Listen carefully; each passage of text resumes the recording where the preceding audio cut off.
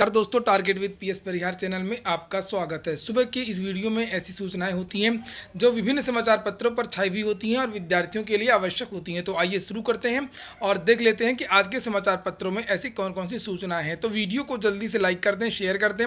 जिन छात्रों ने चैनल को अभी भी सब्सक्राइब ना किया हो, जल्दी से सब्सक्राइब कर लें ताकि आप लोगों को भी इसी तरीके की ऑथेंटिक अपडेट सबसे पहले मिलती रहे। चलिए शुरू करते हैं। सबसे पहले सूचना है, प्रवक्ता भर्ती परीक्षा की तैयारी तेज।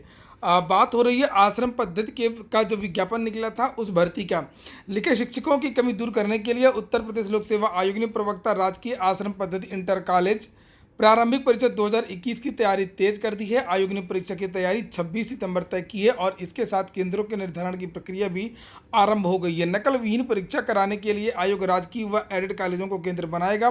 जहां इन कॉलेजों की उपलब्धता नहीं होगी वहां निजी कॉलेजों को परीक्षा केंद्र बनाया जाएगा। इस भर्ती में प्रारंभिक परीक्षा होगी और मुख्य परीक्षा होगी और इस भर्ती में साक्षात्कार होना नहीं है। लिखा हुआ भौतिक विज्ञान में 30, रसायन विज्ञान में 26, जीव विज्ञान में 33, गणित विज्ञान में 35 पदों की भर्ती निकली है। प्रारंभिक परीक्षा में सफल होने वाले विद्यार्थी मुख्य परीक्षा में शामिल होंगे और मुख्य परीक्षा में शामिल होने के लिए पुनः आवेदन करना होगा। वहीं पर जो अगली सूचना है वो माध्यमिक शिक्षा सेवा चयन बोर्ड की भर्ती टीजीटी और पीजीटी टीजीटी पीजीटी 2016 की आज काफ़ी कुछ सूचना है। जैसे यहाँ पर लिखा हुआ है, पहले चयन अटका और अब नियुक्ति। माध्यमिक शिक्षा सेवा चयन बोर्ड की सभी भर्तियों में यही होता है। 5-5 साल 10-10 साल से जो भर्तियां हैं वो लटकी हुई हैं। अभी 2011 तक की बहुत सारी जो भर्तियां हैं वो लटकी हुई हैं। और ये बात हो रही है टीजीटी 2016 सामाजिक विज्ञान और कला विषय के चयनितों को विद्यालय आवंटन का इंतजार। ये विद्यार्थी अब 1 तारीख को यानी कि 1 सितंबर को धरना प्रदर्शन करेंगे विद्यालय आवंटन के लिए। इसके पहले भी ये विद्यार्थी धरना प्रदर्शन कर चुके हैं और इनको बार बार केवल आश्वासन मिला है। यहाँ पर लिखा है कि माध्यमिक शिक्षा सेवा चयन बोर्ड टीजीटी 2016 के तहत अशासकीय विद्यालयों में सामाजिक विज्ञान कला विषय में सहायक अध्यापक के पदों पर चयनित अभ्यर्थी अब भी नौकरी के लिए भटक रहे हैं। अंतिम चयन होने के बावजूद चयन बोर्ड ने अब तक विद्यालय आवंटन की प्रक्रिया शुरू नहीं की है। आए दिन चयन बोर्ड के चक्कर लगा रहे अभ्यर्थियों का सब्र अब टूट गया है और उन्होंने रविवार को छोटा पखाड़ा में बैठक करके निर्णय लिया कि 31 अगस्त तक विद्यालय आवंटन अगर नहीं हुआ तो 1 सितंबर से चयन बोर्ड पर क्रमिक धरना शुरू हो जाएगा। परीक्षा का विज्ञापन 5 साल पहले 2016 में जारी किया गया था। इसके तहत सामाजिक विज्ञान में सहायक अध्यापक के 1004 पदों और कला में तकरीबन 600 पदों पर भर्ती होनी थी और इसकी लिखित परीक्षा वर्ष 2018 में 8 एवं 9 मार्च को हुई थी। लिखित परीक्षा का परिणाम अक्टूबर 2019 में जारी किया गया था। कला विषय के अभ्यर्थियों का साक्षात्कार 2020 में 21 सितंबर से 22 अक्टूबर के बीच हुआ था। सामाजिक विज्ञान का साक्षात्कार वर्ष 2021 में 17 मार्च से लेकर के 23 अप्रैल तक हुआ था। कोरोना के कारण 6 दिन का जो साक्षात्कार वो रोक दिया गया था और बाद में कंप्लीट हुआ था। तो यही बातें यहाँ पर कुल मिला करके लिखी हैं। ये भर्ती पूरी कंप्लीट हो चुकी है। इन विद्यार्थियों का परिणाम भी जारी हो चुका है और विद्यालय आवंटन और ज्वाइनिंग के लिए अब ये विद्यार्थी भटक रहे हैं। लिखा, अभ्यर्थियों ने बैठक में निर्णय लिया कि 1 सितंबर से चयन बोर्ड पर बेमियादी क्रमिक धरना शुरू कर दिया जाएगा। जब तक नियुक्ति नहीं मिल जाती है तब तक धरना प्रदर्शन जारी रहेगा। बैठक में मृत्युंजय सिंह, राजेश यादव, नरसिंह यादव, अखिलेश जोशी, अरविंद कुमार, मनोज गौतम, दलजीत वर्मा, चंद्रभान चुटेलाल, भारती संतोष, एसके तिवारी और अखिलेश कुमार आदि मौजूद रहे।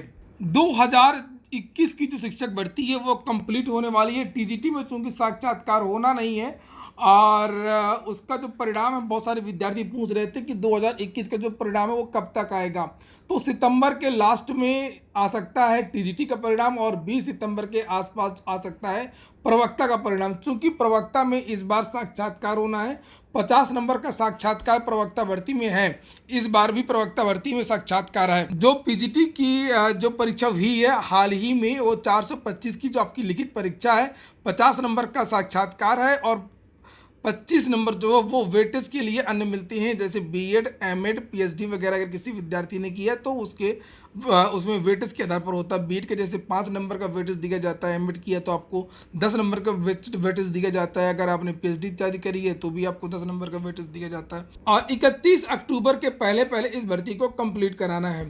तो जानकारी ये निकल के आ रही है कि जो चयन बोर्ड है वो टीजीटी और पीजीटी 2021 में लगातार काम कर रहा है और पहले पीजीटी का परिणाम आएगा और जो टीजीटी का परिणाम है वो हो सकता है कि अक्टूबर के फर्स्ट वीक में आए या सितंबर के लास्ट में आए। तो कुल मिलाकर के ये जो यहाँ पर लिखा हुआ है कि 68,500 शिक्षक भर्ती में जो पुनर्मूल्यांकन के दौरान जो विद्यार्थी पास किए गए थे उनको अभी तक नियुक्ति नहीं मिल पाई है। हालांकि इनसे आवेदन लिया जा चुका है। बात कर लेते हैं यूपी ट्रिपल एससी पीईटी परिणाम। तो जो अभी हाल ही में चेयरमैन के द्वारा जो इंटरव्यू दिया गया था और समाचार पत्रों के माध्यम से भी जानकारी दी जा रही है कि सितंबर के महीने में इसका जो परिणाम है वो जारी हो जाएगा। तो सितंबर के महीने में परिणाम बहुत मुश्किल है तो जारी हो पाए, और पीईटी का परिणाम की पूरी संभावना है कि अक्टूबर के महीने में ही अब इसका जो परिणाम है वो जारी हो सकता है। जैसे कि मैंने आप लोगों को पहले ही बताया था कि अभी आंसर की नहीं आएगी, आंसर की आने में थोड़ा सा देरी होगी, और अब आंसर की आएगी। आंसर की आने के बाद में आपत्तियाँ ली जाएंगी, और आपत्तियाँ लेने के बाद में फिर से उसकी स्कैनिंग होगी और जो ओएमआर है उसकी चेकिंग होगी, उसके बाद में परिणाम जारी होगा। यहाँ पर देख सकते हैं समाचार पत्रों के माध्यम से भी बताया गया था कि आयोग के एक वरिष्ठ अधिकारी ने बताया कि आयोग की पीईटी की उत्तर कुंजी जारी करके आपत्तियां आमंत्रित करने की योजना पर काम कर रहा है। इसके लिए ऑनलाइन आपत्ति लिए जाने की प्रणाली अभी विकसित की जा रही है। ये देखिए अभी विकसित की जा रही है, और इसके साथ ही ओएमआर सीट की स्कैनिंग का काम भी शुरू करने की तैयारी है। अभी स्कैनिंग शुरू भी नहीं हुई है। मैंने भी आप लोगों को बताया था कि अभी स्कैनिंग का काम शुरू नहीं हुआ है। अधिकारी ने बताया है कि ओएमआर स्कैनिंग पूरी करने के लिए 1 महीने का जो लक्ष्य है वो तय किया गया, क्योंकि जो कैपेसिटी है यूपी ट्रिपल एससी की वो 1 लाख ओएमआर पर डे की है, वो मैक्सिमम कैपेसिटी है। तो ज़रूरी नहीं कि 1 लाख रोज का हो ही जाए, और लगभग 17.5 लाख विद्यार्थियों ने परीक्षा दी है। नीचे लिखा है लेकिन वास्तविक रूप से कितना समय लगेगा ये स्कैनिंग होने के बाद ही पता चल सकेगा। स्कैनिंग का काम पूरा होने के बाद में अभ्यर्थियों के स्कोर नंबर आ जाएंगे, लेकिन 2 पालियों में परीक्षा की वजह से प्रश्नों के कठिनाई स्तर को संभाल लाने के लिए तय फार्मूले पर नॉर्मलाइजेशन भी किया जाएगा।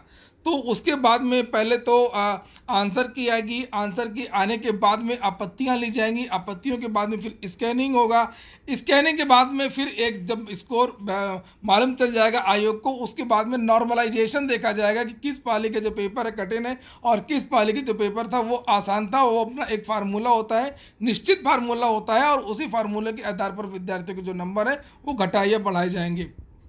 लेकिन यहाँ पर लिखा हुआ है कि वास्तविक रूप से कितना समय लगेगा ये स्कैनिंग शुरू होने के बाद में ही पता चल सकेगा। स्कैनिंग का तो आप लोगों के लिए देखिए रिजल्ट तो आएगा ही, भले ही 1 हफ्ता लेट हो जाए या 10 दिन की देरी हो, इससे कोई फर्क नहीं पड़ता है। आप लोग लेखपाल भर्ती की तैयारी करना अभी से शुरू कर दीजिए। बहुत बड़ा मौका है, और लगभग 10 साल बाद इतनी बड़ी भर्ती किसी भी विभाग में आती है सामान्य प्रतियोगी के लिए। और लेखपाल भर्ती में जो है गणित की महत्वपूर्ण भूमिका होती है, मैथ के सवाल अच्छे खासे आते हैं, इसलिए आप उसकी ज़्यादा से ज़्यादा प्रैक्टिस करें, बहुत ज़्यादा समय नहीं मिलने वाला है। चलिए शुरू करते हैं अगली सूचना को। बीएड में प्रवेश के लिए काउंसलिंग की प्रक्रिया 1 सितंबर से शुरू होगी। काशी विद्यापीठ को बनाया गया है नोडल केंद्र, परिणाम के आधार पर होंगे अलॉट संस्थान। यहाँ पर प्रक्रिया के बारे में बताया गया है। अगर आप लोगों ने बीएड प्रवेश के लिए एग्जाम दिया तो यहाँ पर देख लें, लिखा है दस्तावेज सत्यापन होगा, इसके बाद में शुल्क का भुगतान करना होगा, डॉक्यूमेंट वेरिफिकेशन, फिर फीस जमा करनी होगी। जो आप लोग बैंक ड्राफ्ट वगैरह जो बनवाए होंगे वो जमा करना, कोर्स और कॉलेज के विकल्पों का चयन करना होगा, चॉइस फिलिंग ऑनलाइन ही होगी। छात्र अपनी रैंक के हिसाब से अपने पसंद के कोर्स और कॉलेज का चुनाव कर सकेंगे। छात्रों के रैंक और विकल्पों के आधार पर सीटों का आवंटन किया जाएगा। सीट पर दाखिले के लिए छात्रों को सीट स्वीकृति शुल्क का भुगतान करना होगा। शुल्क का भुगतान डिमांड ड्राफ्ट से किया जाएगा। यहाँ पर अगली जो सूचना है वो उत्तर प्रदेश लोक सेवा आयोग की। उत्तर प्रदेश लोक सेवा आयोग की भर्ती आरओ एआरओ के चयनितों की नियुक्ति पर असमंजस। समीक्षा अधिकारी सहायक समीक्षा अधिकारी 2016 के चयनित अभ्यर्थियों की नियुक्ति को लेकर के असमंजस की स्थिति बनी हुई है। हालांकि कुछ दिनों पहले उत्तर प्रदेश लोक सेवा आयोग में ज्ञापन देने गए चयनितों को आश्वासन दिया गया कि 10 सितंबर तक नियुक्ति दे दी जाएगी, लेकिन चयनितों के पुलिस वेरिफिकेशन की प्रक्रिया अभी तक शुरू नहीं हो सकी। अभ्यर्थी मांग कर रहे हैं कि आरओ एआरओ 2017 की तरह आरओ एआरओ 2016 के अभ्यर्थियों को भी ज्वाइन करा करके उनका पुलिस वेरिफिकेशन बाद में कराया जाए। वहीं पर लिखा है कोर्ट में माइनस मार्किंग का मामला भी चल रहा है, चूंकि अचानक से बदल दिया गया था, पहले माइनस मार्किंग थी नहीं। आरओ एआरओ 2016 की प्रारंभिक परीक्षा में माइनस मार्किंग लागू किए जाने का मामला कोर्ट में है। 2016 में जारी किए गए भर्ती विज्ञापन में माइनस मार्किंग नहीं थी। विवाद के कारण आयोग ने 2016 में हुई प्रारंभिक परीक्षा को निरस्त करते हुए 20 सितंबर 2020 को दूसरी प्रारंभिक परीक्षा कराई, और उस वक्त आयोग की परीक्षाओं में माइनस मार्किंग लागू हो चुकी थी। दोबारा हुई प्रारंभिक परीक्षा में माइनस मार्किंग लागू की गई, जबकि अभ्यर्थियों का कहना था कि विज्ञापन की शर्तों के विपरीत है, क्वालिफिकेशन को लेकर के उहापोह। तो चूंकि नोटिफिकेशन में बदलाव किया गया था, इसको जो चैलेंज किया गया है, तो वहीं पर अंतिम सूचना है DSSSB एग्जाम एडमिट कार्ड जो है वो जारी कर दिए गए हैं। और यहाँ पर लिखा Delhi subordinate service selection board ने विभिन्न विषयों प्रशिक्षित स्नातक शिक्षक भर्ती परीक्षा समेत विभिन्न परीक्षाओं के एडमिट कार्ड जारी कर दिए हैं। इसके साथ ही बोर्ड ने पीजीटी हिंदी फीमेल और पीजीटी पॉलिटिकल साइंस मेल परीक्षा के आंसर की भी जारी कर दी है। तो ठीक है दोस्तों, ये हो गया आज का वीडियो अगर आपको अच्छा लगा हो तो लाइक कर दें। जिन छात्रों ने चैनल को अभी भी सब्सक्राइब ना किया हो सब्सक्राइब कर लें। पूरा वीडियो सुनने के लिए बहुत बहुत धन्यवाद।